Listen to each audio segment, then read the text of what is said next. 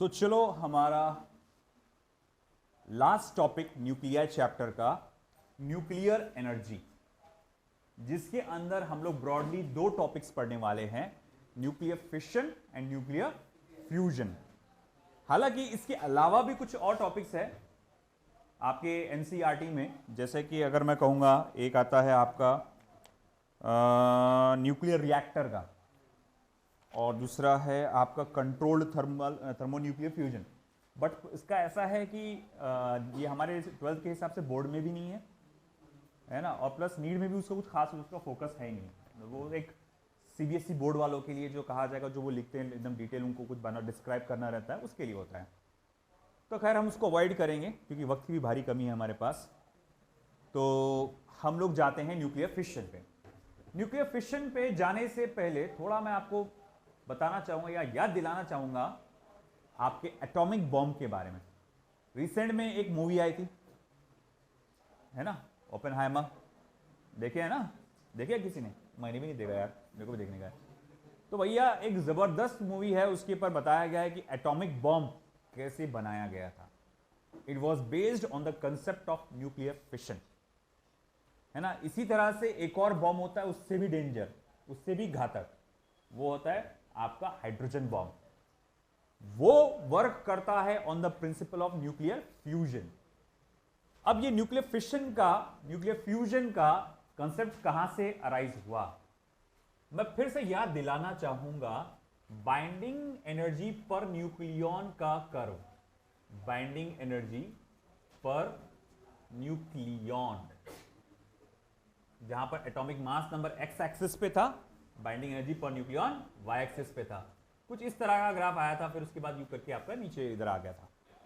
हमने देखा था both lighter atom as well as, या lighter nuclei as well as heavier nuclei, दोनों भी अनस्टेबल होते हैं, या फिर दोनों की बाइंडिंग एनर्जी कैसी होती है, वीक होती है, कम होती है। तो ऐसा है कि हर कोई अपनी लाइफ में स्टेबिलिटी चाहता है ना, कि चीजें काफी मजबूती से बाइंडेड रहे, रिश्ते सब लोग अच्छे से बाइंडेड रहे, पैसा लगता अच्छे से बाइंडेड रहे, है ना, प्रॉपर्टीज अच्छे से बाइंडेड रहे, हाथ से छूट के ना चला जाए। तो वैसे ही आपके न्यूक्लियस भी चाहता है कि उसके अंदर के न्यूक्लियॉन्स उसको छोड़ के ना जाए, उसके साथ मिलजुल के रहे। तो स्टेबिलिटी लाना बहुत जरूरी है। तो देखो ऐसा है कि अगर हमने देखेंगे, ना ही लाइटर न्यूक्लियाई स्टेबल है, ना ही हैवियर न्यूक्लियाई स्टेबल है, दोनों के दोनों अनस्टेबल माने जाते हैं। अमजद, अमजद आराम, जाके दरवाजा बंद कर ले तो आएगा। तो ना ही लाइटर न्यूक्लियर स्टेबल है और ना ही, है ना, आपका हैवियर न्यूक्लियर स्टेबल है। तो स्टेबिलिटी अटेन करने के लिए यहां के लाइटर न्यूक्लियाई अपने आप को फ्यूज करके क्या करते हैं, एक हैवियर न्यूक्लिया बनाते हैं, जिसके वजह से बाइंडिंग एनर्जी पर न्यूक्लियॉन बढ़ जाती है। या फिर जो हैवियर न्यूक्लिया है वो दो लाइटर न्यूक्लिया में स्प्लिट होकर अपना थोड़ा सा एटॉमिक मास नंबर कम करके अपनी स्टेबल स्टेट में आ जाते हैं। और एक बात ऐसा है कि दोनों भी सिचुएशन में क्या होता है, मास डिफेक्ट के कारण एनर्जी रिलीज होती है। बोले मास डिफेक्ट कैसा? क्योंकि भाई ऐसा देखा गया है कि भैया जितना ज्यादा आपका बाइंडिंग एनर्जी, उतना कम उसका क्या होता है, मास, और जितना कम आपका बाइंडिंग एनर्जी वो उतना हैवियर होता है। तो इसका मतलब होगा ये प्रोडक्ट्स हैवियर होंगे, मिलकर जो एक नया प्रोडक्ट बनेगा वो कैसा रहेगा, इन दोनों के मुकाबले कैसा रहेगा, हल्का रहेगा। तो बोले मास गया कहां, तो ये जो मास में डिफेक्ट आता है वो कहां चले जाता है, एनर्जी के फॉर्म में कन्वर्ट हो जाता है। सेम सिचुएशन यही है। हमने कहा कि मेरा ये जो न्यूक्लियस है कितने का, 10 ग्राम का है, वो 2 टुकड़ों में बढ़ गया। बोले कितने ग्राम के टुकड़ों में बटा, 5 ग्राम और 4 ग्राम के टुकड़ों में बढ़ गया। अरे बोले 1 ग्राम कहां गया, तो बोले वो एनर्जी में कन्वर्ट हो गया। और इस प्रोसेस से जो एनर्जी निकलती है, चाहे फिशन हो फ्यूजन हो, बहुत जबरदस्त निकलती है, बहुत ज्यादा, है ना। अगर सपोज करो आप लकड़ी को या कोयले को जलाते हो, सबसे ज्यादा अच्छा बोलेंगे तो कोयले का एग्जांपल, कि 1 किलो अगर आप कोयला जलाते हो तो उसमें जो एनर्जी निकलती है, 1 किलोग्राम ऑफ कोल में जो एनर्जी निकलती है, इट इज अराउंड 10⁻⁷ जूल्स।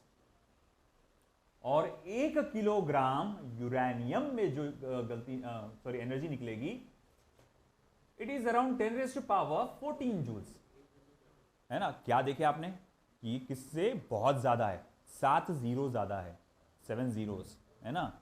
तो भैया ये करोड़ों के आसपास पहुंच जा रहा है कि नहीं। तो भैया इतनी ज्यादा उसमें एनर्जी हो रही है। मिसाल के तौर पे जैसा कहा जाएगा कि यूएसएसआर निमित्स एक बहुत बड़ा पानी का जहाज है, बहुत बड़ा चलता फिरता शहर है ना। ये आपका यूनाइटेड स्टेट्स का एक नेवी का शिप है, एयरक्राफ्ट कैरियर है ना। उसमें प्लेन्स है, हजारों 1000-2000 के आसपास कुछ वर्कर्स, वो सब मिला के, जो ऑफिसर सब मिला के 1000-2000 लोग रह रहे वहाँ पर, सब फंक्शन उनके सारे चीज़ें। तो बोलते हैं कि आप अगर लगातार कोयला जलाओगे उसके लिए, इलेक्ट्रिसिटी वो सब पावर जनरेट करने के लिए, उसको आगे बढ़ने के लिए जो कोयला जलाओगे, तो बोले भैया वो हार्डली मुश्किल से वो मतलब कुछ महीने या 1 साल चल पाएगा, वो कुछ महीने से वो लगातार चल सकता है। मगर उसी को अगर मैं यूरेनियम से पूरा भर दूं, मतलब उसका जो कैपेसिटी होगा, फ्यूल कैपेसिटी होगा, उसको एक बार आप यूरेनियम से उसको पूरा भर दो। अगर मैं यूरेनियम को उसको कैसे यूज करूँ एज अ फ्यूल, तो बोले वो 25 साल तक नॉन स्टॉप चल सकता है, 25 साल तक नॉन स्टॉप। एक बार टाकी भर दे इसकी यूरेनियम से, तो ऐसा नहीं पेट्रोल के जैसा भरते, है ना। उसका प्रोसेस बहुत अलग है, बस ये समझने के लिहाज से बोल रहा मैं कि एक बार अगर मैंने उसको कोयले से, या कोई जितनी भी होगी इसकी कैपेसिटी, उसको अगर मैंने कोयले को भर दिया उससे, और कोयले को यूज करके जला के उसको एनर्जी जनरेट किया मैंने, तो हार्डली 2-3 महीना चलेगा वो। और अगर एक बार मैंने उसमें पूरा उसकी कैपेसिटी के हिसाब से पूरा मैंने यूरेनियम फिल कर दिया, वो 25 ईयर्स तक नॉन स्टॉप चल सकता है। तो इससे इतना ज़्यादा फर्क पैदा हो जाता है ना। इसीलिए भैया दूसरे लोगों को या दूसरे देशों को, जहाँ पर जैसे कजाकिस्तान है, वहाँ पर बहुत ज़्यादा यूरेनियम का भंडार है, तो वहाँ पर जाके उनको मनाना पड़ता है, उनको नखरे करना पड़ता है कि भैया तुम थोड़ा सा यूरेनियम हमको दे दो, हम आपसे वादा करते हैं कि हम आप इसको बिल्कुल पीस प्रोसेस में इस्तेमाल करेंगे, हम इसको सिर्फ इलेक्ट्रिसिटी जनरेट करने के लिए इस्तेमाल करेंगे, हम इसको बिल्कुल भी, है ना, हथियार बनाने के लिए इस्तेमाल नहीं करेंगे। ये बहुत वादे करते हैं, वो तो वादे तो सभी करते, निभाता कौन है ना, है कि नहीं। तो ऐसा है भाई, सब लोग बोलकर लाते यूरेनियम, ये बोलकर लाते कि हाँ भाई हम पीस प्रोसेस में, मान लो एग्जाम्पल के तौर पे 2 किलो यूरेनियम उन्होंने ये बोल के लाया कि इससे भैया हम लोग पावर जनरेट करने वाले हैं, 1.5 किलो का पावर जनरेट करते, आधा किलो ले रहे भाई डीआरडीओ तो हाँ चलो अपन तो डीआरडीओ बोलेंगे, है ना। अब बोलेंगे भाई तुम लोग कर लो थोड़ा सा इस्तेमाल, इसको देखो क्या कर सकते हैं, फिर न्यूक्लियर बॉम्ब बना लो इसका। हर कंट्री यही करता है ना। हालांकि एक है जो सबसे ज़्यादा बोलता है कि बिल्कुल यूज़ नहीं करना, बिल्कुल यूज़ नहीं करना, अमेरिका सबको आंखें दिखा दे यूज़ नहीं करना, उसी के पास सबसे बड़ा भंडार लगा हुआ है ना। तो ये हिपोक्रेसी तो हर जगह चलते रहती है, ठीक है। तो खैर हमने देखा कि ये सब, इससे कितनी ज़्यादा एनर्जी जनरेट होती है। अब हम लोग पहले जाते हैं न्यूक्लियर फिशन पे। बहुत ही ज़बरदस्त फिनोमिना है न्यूक्लियर फिशन, है ना। 2 लोगों को अलग करके या एक फैमिली को अलग करके फ़ायदा उठाते हैं लोग। बोले कैसा? मान लो कि आपके पास एक यूरेनियम का न्यूक्लियस है, यूरेनियम। अब यूरेनियम उसके तो कई सारे 238 235 वो भी होते हैं, तो चलो मैं ये 235 वाला लेता हूँ। मैंने ये वाला आइसोटोप लिया उसका, जिसका एटॉमिक नंबर 92 और एटॉमिक मास नंबर 235 होगा। यूरेनियम का एक यहाँ पर न्यूक्लियस है जो हल्का फुल्का स्टेबल जैसा नजर आ रहा था। बता दूं यहाँ पर न्यूक्लियर फिशन के बारे में अपन पढ़ने जा रहे हैं, न्यूक्लियर फिशन देख रहे हैं अभी पहले, है ना। तो हमने क्या देखा कि मैं एक फास्ट मूविंग न्यूट्रॉन से उसको मैं हिट करने वाला हूं। फास्ट मूविंग न्यूट्रॉन या एक एनर्जेटिक न्यूट्रॉन, बहुत ज्यादा एनर्जी नहीं चाहिए, थोड़ी सी एनर्जी चाहिए, है ना, उससे मैं उसको हिट करने वाला हूं। जैसे ये न्यूट्रॉन से उसको हिट करते हैं, इस यूरेनियम का आप देखते हैं मास नंबर बढ़ जाता है ना। वो 235 से क्या हो गया, अब 236 हो गया।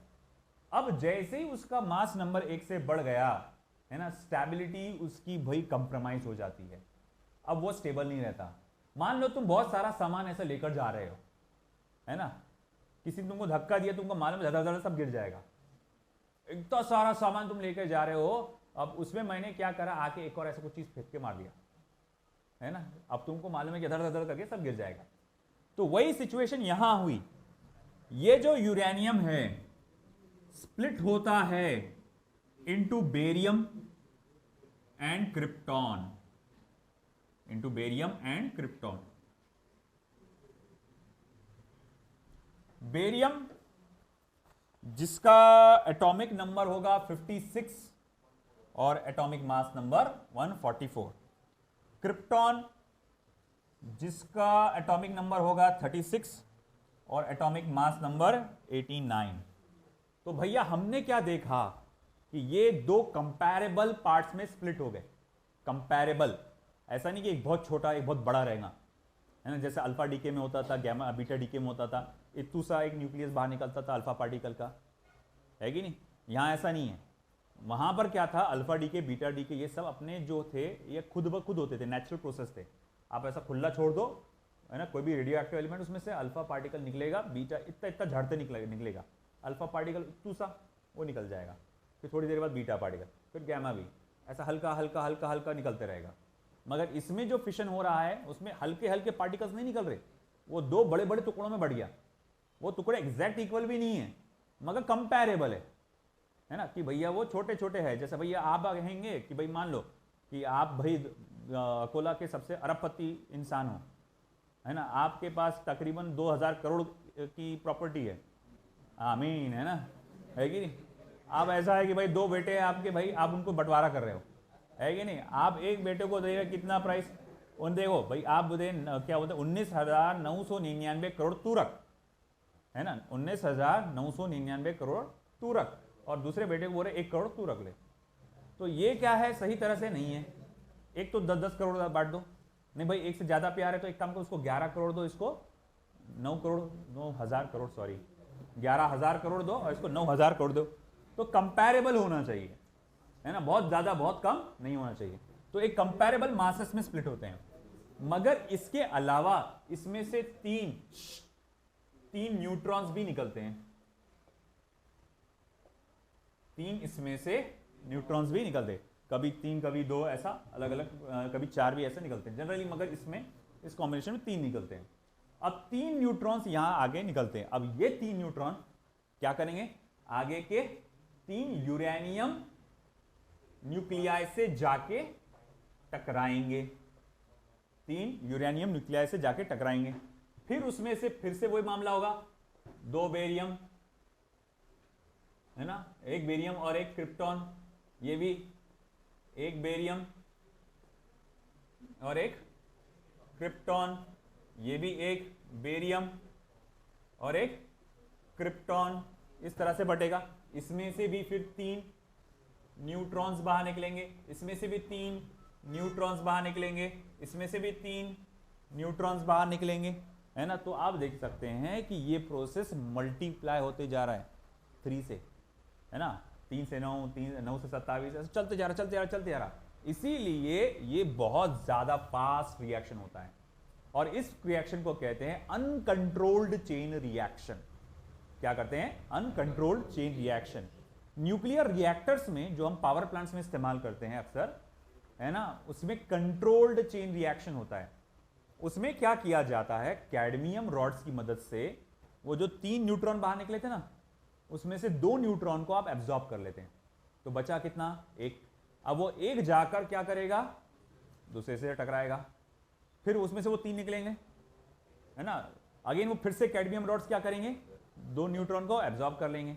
तो इस तरह से एनर्जी अच्छी खासी निकल रही, मगर उसको अनकंट्रोल्ड होने नहीं देखते अपन, कंट्रोल में रखते। वो याद है कल मैंने चेरनोबिल का इंसिडेंट शेयर किया था, उसमें वही प्रॉब्लम हो गई थी, है ना। उन्होंने क्या कर रहे थे, वैसे तो जो कैडमियम रॉड्स इंसर्टेड थे तो वो उसको कंट्रोल्ड चेन रिएक्शन होने दे रहे थे, मगर उन्होंने ट्राई करके देखते, बोले इसको निकाल के क्या होता है ना, खोड़ल दिमाग, तो बोले भाई इसको निकाल के देखते फिर वापस लगा के देखेंगे, है ना। अब उस चक्कर में उन्होंने क्या देखा कि जो उसके हेड थे, मुझे याद नहीं आ रहा कौन सा मैटर था वो, मगर जो हेड थे उसके रॉड को पकड़ने वाले ऐसे हेड जो थे जिससे वो आप इंसर्ट कर रहे थे, वो साला वो ऐसे मटेरियल से बने थे जो इस चेन रिएक्शन को अनकंट्रोल्ड बना देते।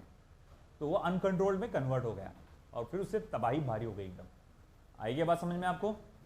खैर इसी प्रोसेस में काफी एनर्जी रिलीज होती है, अराउंड देखा जाए तो 200 मेगा इलेक्ट्रॉन वोल्ट पर फिशन यहां पर से एनर्जी निकलती है एक फिशन से। है ना। एक बार जब एक एटम स्प्लिट होगा तो 200 मेगा इलेक्ट्रॉन वोल्ट। अब 88 में तो अरबों खरबों एटम होंगे, है ना, अरबों खरबों न्यूक्लियस होंगे, एटम बोल रहा बार बार मैं, न्यूक्लियस, है ना, अरबों खरबों न्यूक्लियस होंगे इतने से उसमें।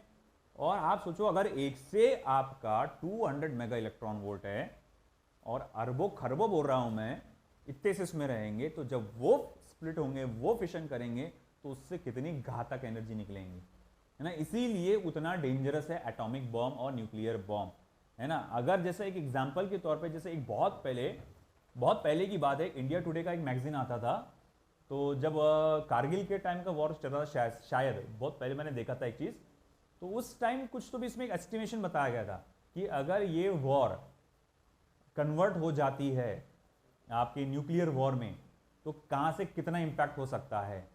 तो बोले भाई अगर उन्होंने दिल्ली को टारगेट किया तो बोले दिल्ली तो पूरा होगा, तो साथ में नेपाल, चाइना, पाकिस्तान का बहुत बड़ा हिस्सा, वो उसमें से क्या हो जाएगा, डिस्ट्रॉय हो जाएगा। अगर उन्होंने कोलकाता को टारगेट किया तो नेपाल, आपका बांग्लादेश, पूरा का पूरा बांग्लादेश, म्यांमार, उस साइड का चाइना भी बहुत सारा डिस्ट्रॉय हो जाएगा। हाँ, अगर वो इधर साइड सेंटर में आते हैं, थोड़ा सा वो नागपुर को टारगेट करते हैं, नागपुर से थोड़ा आगे वो टारगेट करते हैं, है ना, तो वो उन्होंने बताया था बहुत बड़ा रीजन, राजस्थान, मध्य प्रदेश, ये, और थोड़ा सा उनके पाकिस्तान का भी पार्ट उसमें डिस्ट्रॉय होगा, है ना। तो ये आसान बात नहीं है कि बस आप बस फेंक दे रहे, धमके दे रहे अड़े के ऐसा, उसमें नुकसान आजू बाजू वालों को, सबको होने, उनको खुद को होने का चांसेस रहता है। और अपना ऐसा है कि अपन ने एक बार डाल दिया उनको कहीं पे भी, तो उनको कहीं पे भी डालो, पाकिस्तान पूरा बर्बाद हो जाएगा उसके अंदर। तो सिचुएशन इतना डेंजरस रहता है वो। तो ऐसा है कि अपन सबसे ज़्यादा डेंजर जोन में, नागपुर बोले तो अपने करीब है ना, है ना। तो अगर खुदा ना खास्ता उन्होंने डाले तो सबसे ज़्यादा घातक असर अपने पर पड़ेगा, है ना। सेंटर पे जो भी हो, चाइना वाइना वाले कोई भी करते हैं, तो भाई सबसे ज़्यादा जल्दी चपेट में अपन लोग आ जाएंगे, है ना। तो इतना डेंजरस रहता है सिचुएशन।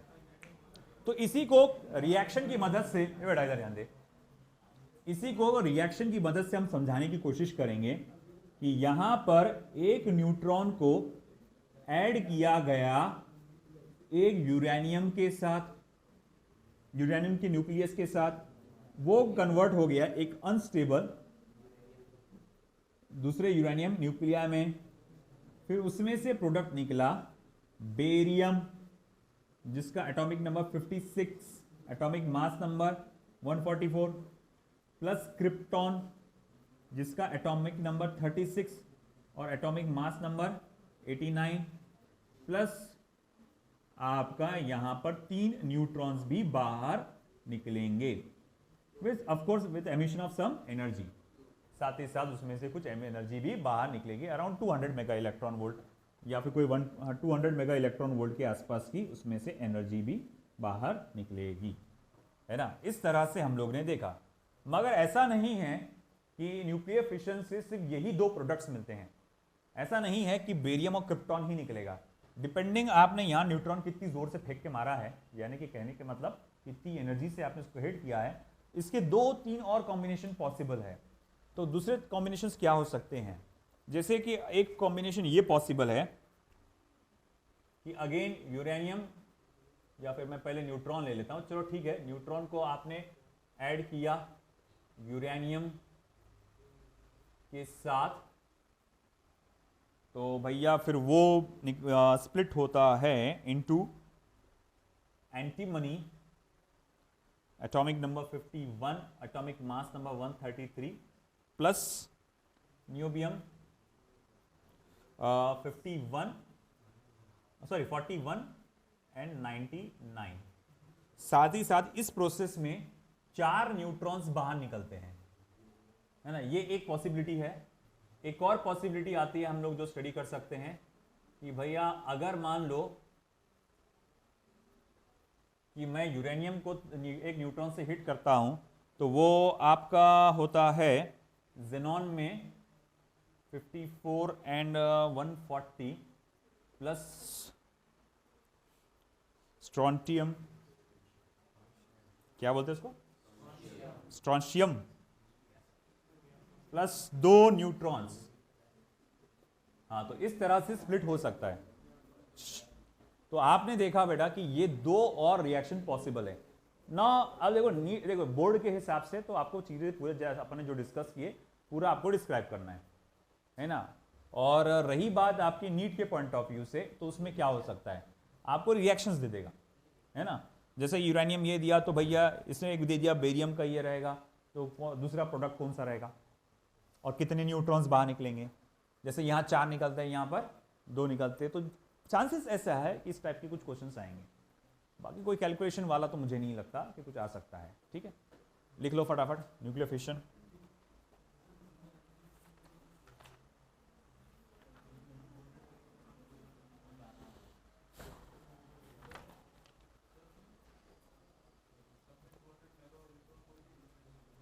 क्या बोल रहे?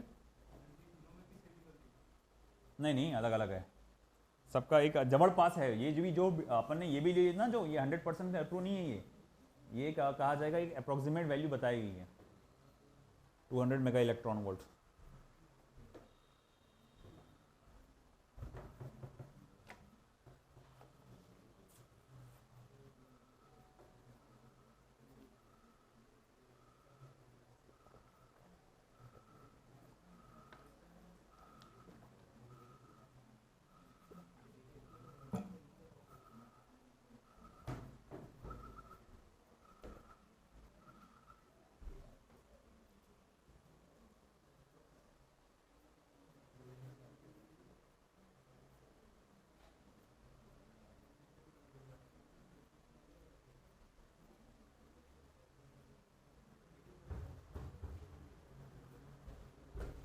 वाह,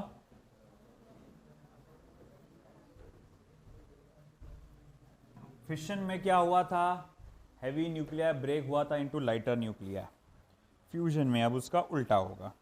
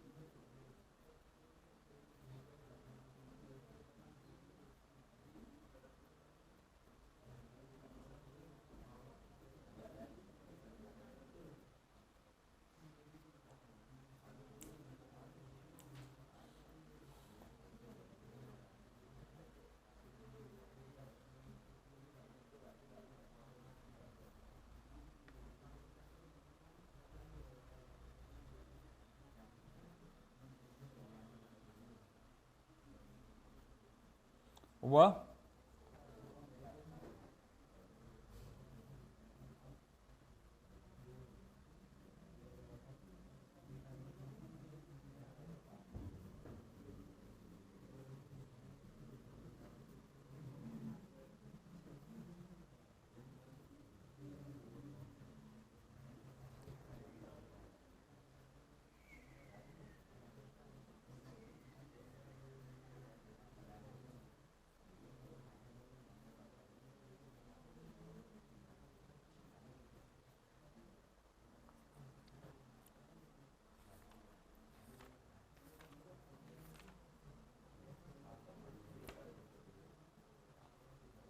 हुआ क्या भैया। अब आगे न्यूक्लियर फ्यूजन। न्यूक्लियर फ्यूजन एक ऐसा प्रोसेस जो कि न्यूक्लियर फिशन से भी ज़्यादा घातक है, उससे भी ज़्यादा एनर्जी वो जनरेट करता है। और ये प्रोसेस जनरली होते रहता है आपके स्टार्स में, सन में, है ना। यहाँ पर अर्थ पर उसे न्यूक्लियर फ्यूजन करना मामूली बात नहीं है, आसान नहीं है। उसको बहुत ज़्यादा प्रोसेस लगते हैं, बहुत ज़्यादा हीट लगती है, बहुत ज़्यादा एनर्जी लगती है। तो जाएंगे, सबसे पहले कुछ एग्जाम्पल्स देख लेते हैं कि जैसे कि देखो, हम लोग जानते हैं कि न्यूक्लियर फ्यूजन में क्या होता है, 2 लाइटर न्यूक्लियाई जिनकी बाइंडिंग एनर्जी कम है, उन्हें ज्वाइन किया जाता है in order to generate a heavier nuclear, so that उनका बाइंडिंग एनर्जी थोड़ा सा क्या निकले, ज्यादा हो जाए। अब जैसे कि हमने कहा कि अगर मैं 2 लाइटर न्यूक्लियाई को जोड़कर एक हैवी न्यूक्लियाई बनाऊंगा जिसकी बाइंडिंग एनर्जी ज्यादा है, तो प्रॉब्लम यह है कि भैया जितनी ज्यादा बाइंडिंग एनर्जी उतना कम मास। तो जब मैंने उन दोनों को जोड़कर एक नया बनाया तो मुझे जो लगा था कि शायद मान लो मैं जो न्यूक्लियस को जोड़ रहा हूं 2-2 ग्राम की न्यूक्लियस है, इमेजिन करो एग्जांपल। जोड़ने के बाद मुझे लगा था अब ये जो नया न्यूक्लियस बना ना इसका मास 4 ग्राम होना चाहिए, मगर मैंने देखा इसका मास तो कितना भर रहा 3 ग्राम, ये 1 ग्राम गया किधर, ये मास का डिफेक्ट क्यों हो गया? तो बोले भैया वो according to the Einstein theory of relativity वो एनर्जी में कन्वर्ट हो गया, E equals to delta mc²। तो ऐसे ही कुछ एग्जांपल्स हम देखने जा रहे हैं न्यूक्लियर फ्यूजन के। जैसे एक एग्जांपल ऐसा है कि यहां पर 2 प्रोटॉन्स या 2 हाइड्रोजन के एटम्स एक साथ कंबाइन होकर एक हाइड्रोजन का मॉलिक्यूल या फिर ड्यूटेरियम बनता है ना, ड्यूटेरियम बन जाता है। अब ऐसा है कि देखा ठीक है, कंबाइन होने के बाद जो नया प्रोडक्ट आया तो यार उसका एटॉमिक नंबर तो अभी भी 1 ही है, तो साला वो एक प्रोटॉन गया कहां, है ना? तो प्रोटॉन ने एमिट किया एक पॉजिट्रॉन, है ना, बीटा प्लस पार्टिकल, और साथ ही साथ एक न्यूट्रिनो, है ना। प्रोटॉन काय में कन्वर्ट होता है? पॉजिट्रॉन और न्यूट्रिनो में, और उसने एमिट किया न्यूट्रिनो। साथ ही साथ इस प्रोसेस में थोड़ी सी एनर्जी भी निकली, 0.42 मेगा इलेक्ट्रॉन वोल्ट, है ना, इतनी उसमें से एनर्जी भी निकली। एक और कॉम्बिनेशन पॉसिबल है कि जिसमें भैया ड्यूटेरियम्स, 2 ड्यूटेरियम कंबाइन होंगे, 2 ड्यूटेरियम कंबाइन होकर वो क्रिएट करते हैं एक हीलियम का न्यूक्लियाई, लाइटर न्यूक्लियाई, उसका आइसोटोप 2He3। बोले एक न्यूट्रॉन कहां गया? तो बोले एक न्यूट्रॉन भी बाहर निकलता है इंडिपेंडेंटली इस तरह से, और इस प्रोसेस में भी एनर्जी तकरीबन काफी ज्यादा 3.27 मेगा इलेक्ट्रॉन वोल्ट बराबर एनर्जी बाहर निकलती है। अब ऐसा है कि ठीक है, एक और एग्जांपल हम लोग देख सकते हैं न्यूक्लियर फ्यूजन का, जिसमें हम देखेंगे कि अगर एक और पॉसिबिलिटी है, डिपेंडिंग अपॉन एनर्जीज कितनी जोर से आपने इनको आपस में टकराया है उसके बेसिस पर, कि 2 ड्यूटेरियम यहां पर अटैच होंगे और इसमें बनेगा ट्रीटियम, सबसे रेयर, है ना। तो वो ट्रीटियम बन सकता है एक और आपके हाइड्रोजन के एटम के एमिशन के साथ, और जो एनर्जी निकलेगी वो रहेगी 4.03 मेगा इलेक्ट्रॉन वोल्ट। अरे भाई क्या बात है, इससे भी ज्यादा एनर्जी निकलेगी, है ना। तो ये इस तरह से लेबोरेटरी में आपका ट्रीटियम तैयार किया जाता है ना, ये फ्यूजन क्रिएट करके। और जैसे कि मैंने कहा फ्यूजन मामूली प्रोसेस नहीं है, उसको बहुत ज्यादा एनर्जी लगती, ऐसा नहीं कि ले चिपका दिया ये लो फेविक्विक, है ना, ऐसा नहीं होता यहाँ पर, इसको बहुत ज्यादा एनर्जी लगती है। तो भैया इसी वजह से इतना मुश्किल है ट्रीटियम को यहाँ पर पैदा करना, लेबोरेटरी में बनाना, है ना। इसीलिए जहां मिल रहा है वहां जाके लेकर आ जाओ चुपचाप, है ना। कहाँ मिल रहा है वो? मून पर, तो जाओ, बोले मून पे मिल रहा, जाओ लेके आ जाओ, बोले ट्रीटियम वहां से उठा के। चलो कब जा रहे हैं? हाँ, गाड़ी में चार्जिंग खत्म हो गई? अबे ऐसे टपरी गड़ा क्या कुछ चलाते तुम?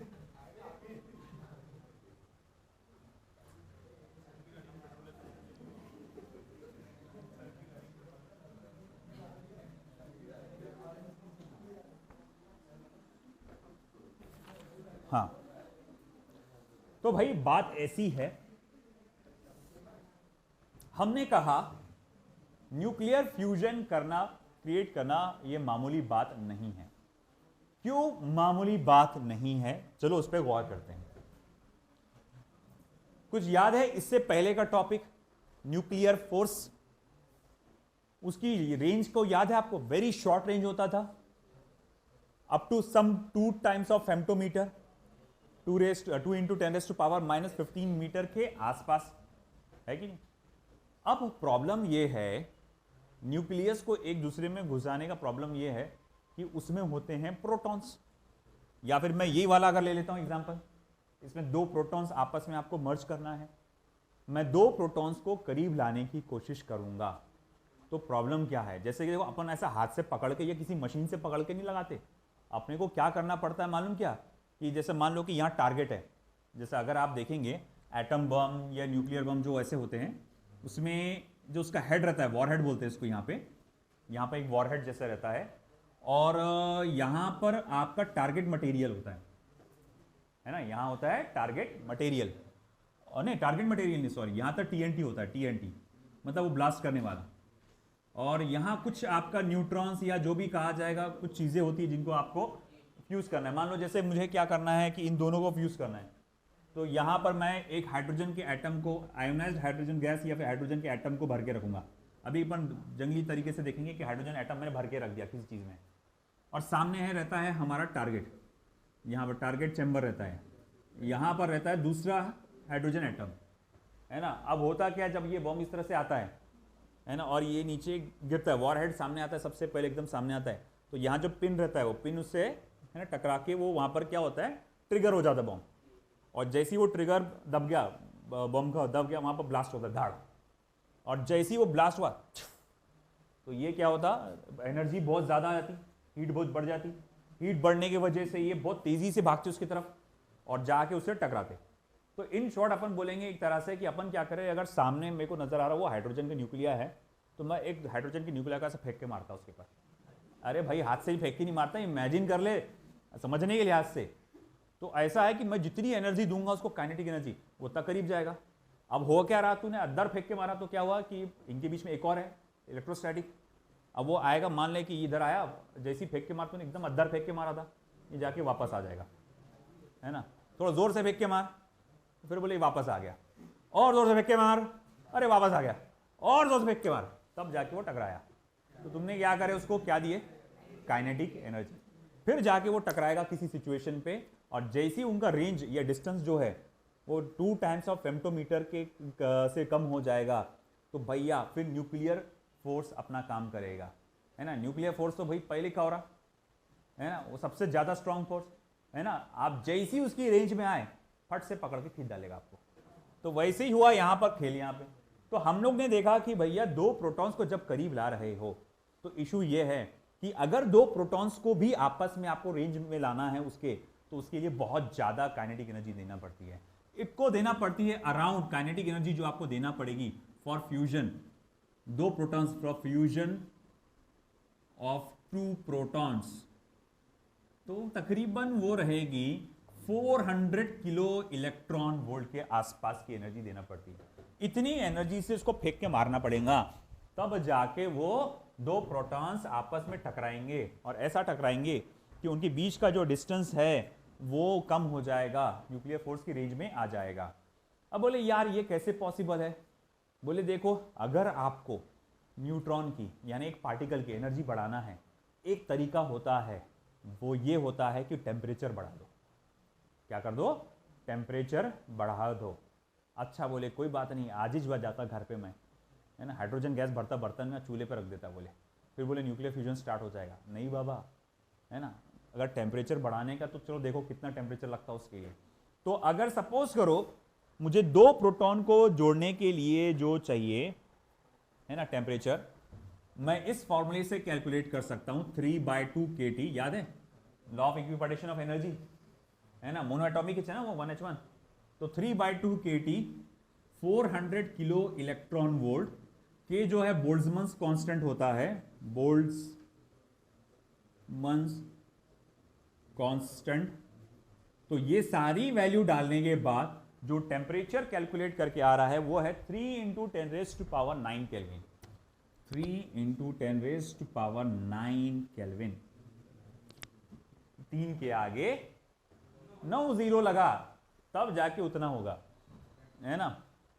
100 डिग्री सेल्सियस यानी 373 केल्विन पर ही पानी उबलना चालू हो जाता, है ना। आप 1000 में भी नहीं पहुंचे अभी, और तुमको अगर दो छोटे छोटे प्रोटॉन को एक टकराना है, तो 3 के आगे 9 जीरो लगाओ, उतना टेम्परेचर बनाना पड़ेगा, तब जाके ये प्रोसीजर पॉसिबल होगा। फिर साला ये कैसे करेंगे, इतना टेम्परेचर लाएंगे कहां से, तो ये टेम्परेचर मिलता कहां पर है, ऐसा इतना हाई टेम्परेचर तो आपको स्टार्स में मिलेगा, है ना। मगर हमारा जो सन लगातार जो न्यूक्लियर फ्यूजन करता रहता है, उसमें जो है इतना टेम्परेचर नहीं है उसका। अगर आप देखेंगे सन का जो टेम्परेचर है वो है 1.5 × 10⁷ केल्विन के अराउंड। तो टेम्परेचर ऑफ सन जो है 1.5 × 10⁷ केल्विन के अराउंड, है ना। मगर वहां ये प्रोसीजर होता कैसा है, तो ये चीजें जाती है स्टेप बाय स्टेप। पहले एक रिएक्शन होता है, उससे हीट जनरेट होती है, फिर दूसरा रिएक्शन होता है, फिर उससे और हीट जनरेट होती है, उससे कारण टेम्परेचर बढ़ता है, तो स्टेप बाय स्टेप ये प्रोसीजर होते रहता है और अपना टेम्परेचर वो बढ़ता रहता है और जो डिजायर्ड टेम्परेचर है वो आखिरकार आपको मिल जाता है। तो सन में या किसी स्टार में जो रीजनरेट करते रहता है खुद की एनर्जी को, या खुद की रीजनरेट नहीं सॉरी खुद में जो न्यूक्लियर फ्यूजन के लिए जो रिक्वायर्ड एनर्जी है उसे ऑब्टेन करता है, तो वो प्रोसीजर कैसा होता है हमको अब वो देखने का है। ये वाला पार्ट हो गया ना लिखना? हाँ, बाकी किसी का? लिख लो जल्दी फटाफट, 2 मिनट में लिखो।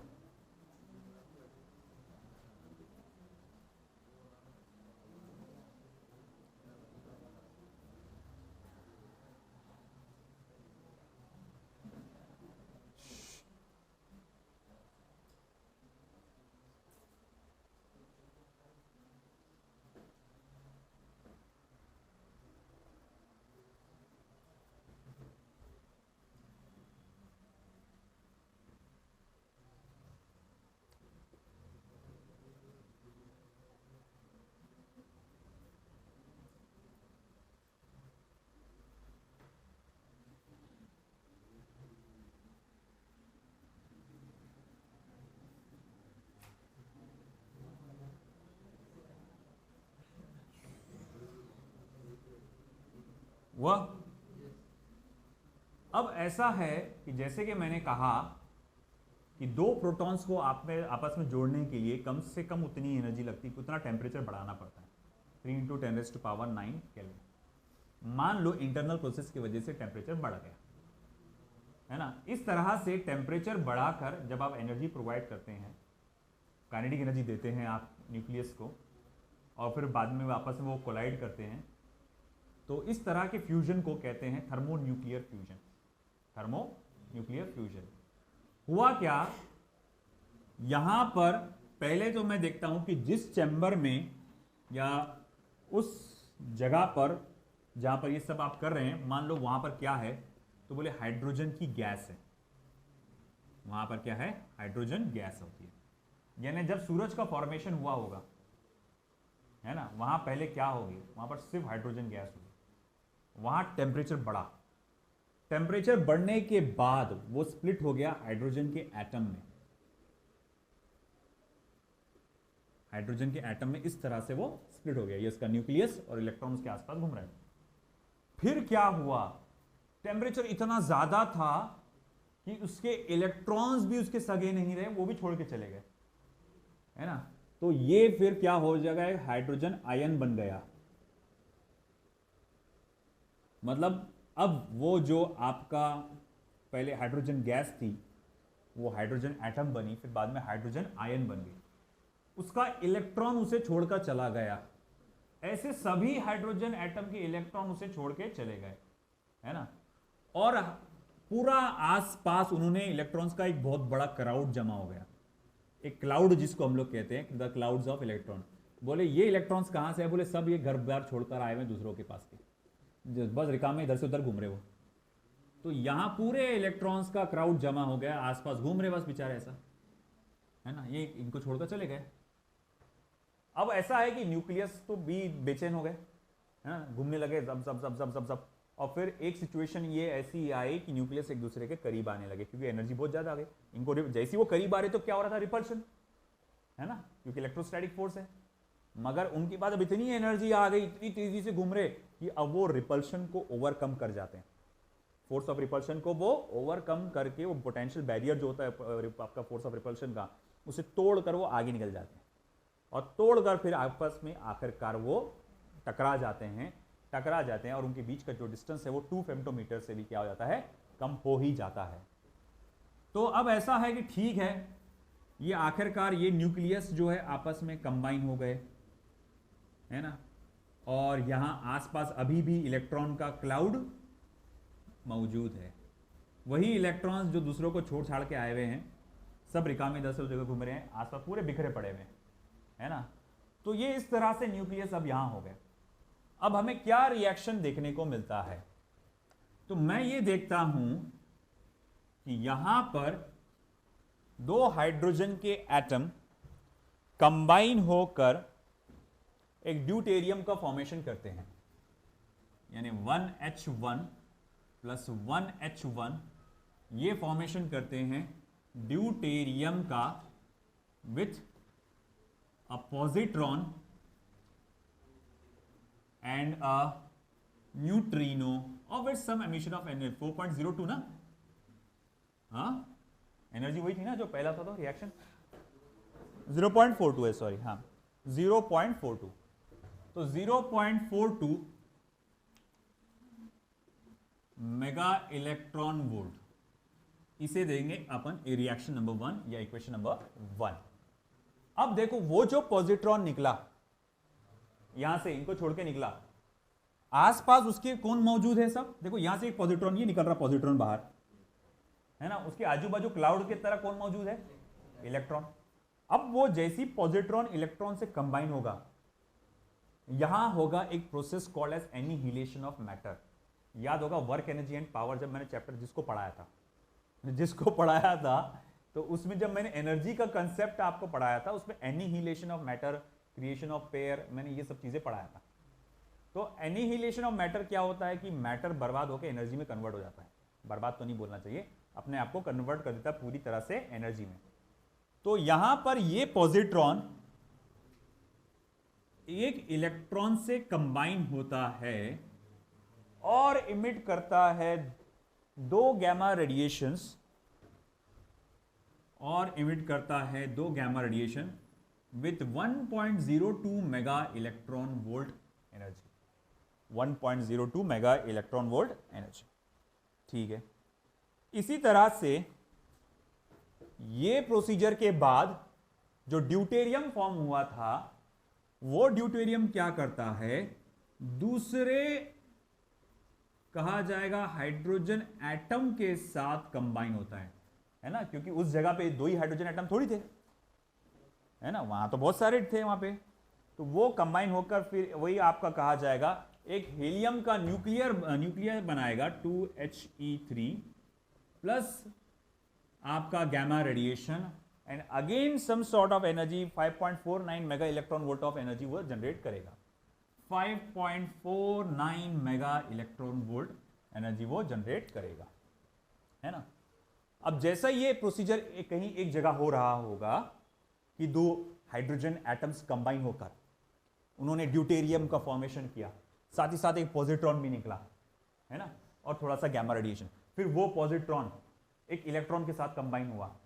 ये जैसा मान लो कि ये प्रोसीजर इधर चल रहा था, ये फॉर्मेशन इधर हो रहा था, उसी तरह का एक और बिल्कुल वैसा ही यहां पर भी हो रहा था।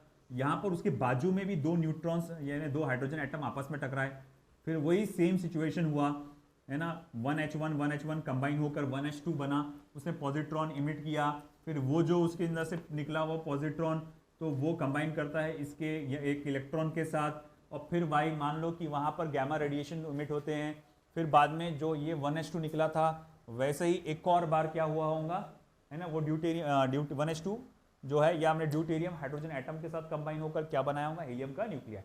तो एक और प्रोसीजर ऐसा कहीं बाजू में चालू था, बात समझे क्या, जैसा ये साइकिल इधर चल रहा है वैसे ही साइकिल उसके बाजू में एक और चालू था, क्योंकि करोड़ों अरबों ऐसे कितने हैं हाइड्रोजन एटम्स होंगे वहां पर, अनगिनत हाइड्रोजन एटम्स होंगे वहां पर, है ना, तो ये सब कर रहे थे।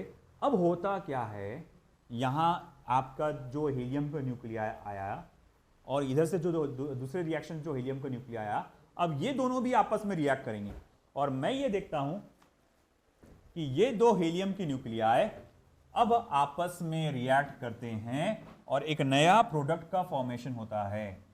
तो ये 2 हीलियम के न्यूक्लियाई जो कि लाइटर न्यूक्लियाई है, ये कंबाइन होकर एक आपका हैवी न्यूक्लियाई बन जाता है हीलियम का, plus with emission of 2 hydrogen atoms and a lot of energy 12.86 mega electron volt of energy.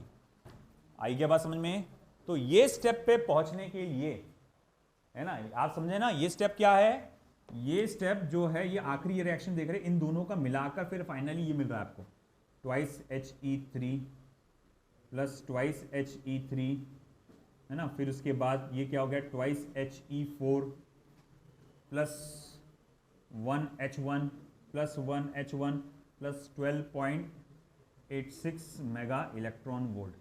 तो जैसा ये 3 स्टेप यहां पर हुए वैसे ही वो 3 स्टेप यहां पर भी हुए थे, समझे ना। ये ये मतलब ये रिएक्शन 2 बार हुआ, ये एक फॉर्मेशन के लिए ऐसा 2 बार हुआ, एक बार यहां हुआ, एक बार यहां हुआ, और फिर वो आपस में कंबाइन होकर इन्होंने ये फॉर्मेशन किए।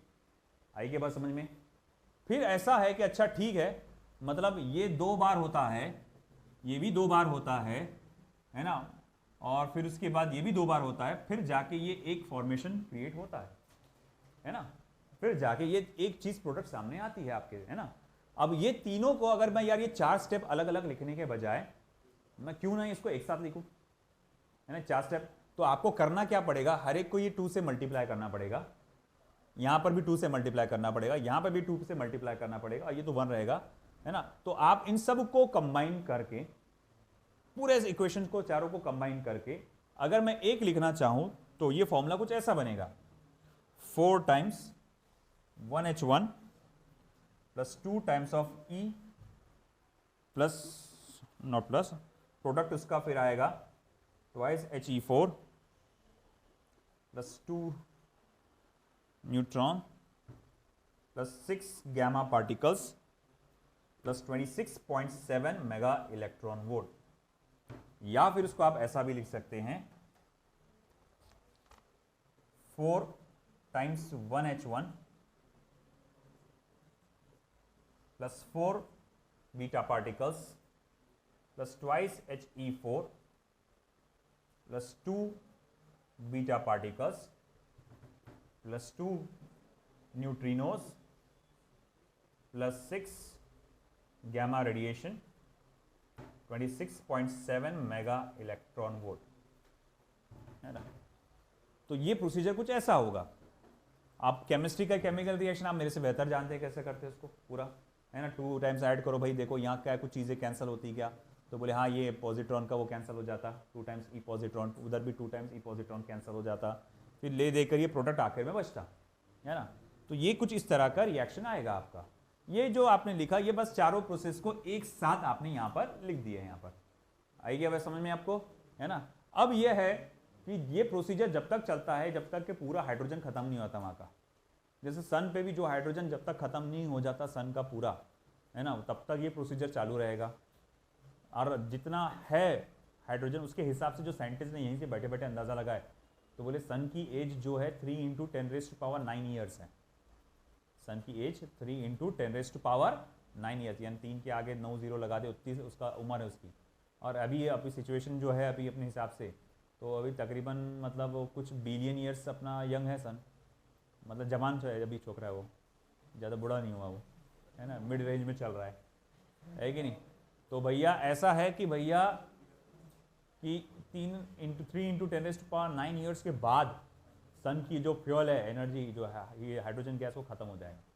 और फिर उसके बाद वो खलास, कुछ नहीं है, काला पत्थर कोयले जैसा बस बन के रह जाएगा, है ना। तब तक तो क्या अपन रहते ही नहीं रहते, सिविलाइजेशन यहाँ पर रहती कि नहीं रहती, है ना, या इतनी एडवांस हो जाएंगी कि कहीं और चले जाएगी, या पर रहेंगी ही नहीं, तब तक क़यामत आ जाएंगी। क्या बोल के नहीं आता कुछ भी, या वही क़यामत का प्रोसेस है, कुछ बोल के नहीं आता, उससे पहले आ जाएंगे, है ना। ठीक है, चलो लिख लो, लिखो भैया। अगेन यहाँ पर भी रिएक्शंस इंपॉर्टेंट है पूरे, और थोड़ा बहुत कंसेप्चुअल पार्ट, जैसा कि आपको कितना जैसा अपन ने थर्मोन्यूक्लियर फ्यूजन का देखा कि भाई कितनी एनर्जी लगती है उसके लिए 2 प्रोटॉन्स को आपस में टकराने के लिए, वो सारी बातें यहाँ पर ये चैप्टर कंप्लीट होता है।